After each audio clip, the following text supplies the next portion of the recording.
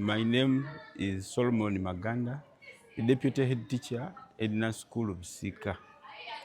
Today, we are blessed that we have received the science kit and it is going to change, and it has already changed because it has started with the teachers. It's going to change the life of our learners. The learners are going to understand physically, they're going to see everything, what they have been missing. Teachers have been gambling, but now it's the right time for teachers to do what is required and they make the science department on top. I'm very sure all teachers are going to make it according to the lesson we have had. The session was very wonderful and we hope to get flying colors at the end of the year.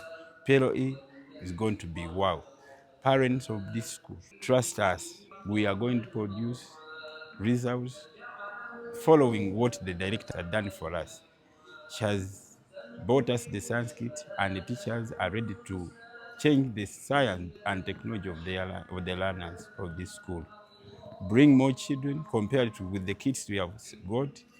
We are going to make science the simplest subject in this school. Thank you so much, our director. We are so happy for what you have done for us.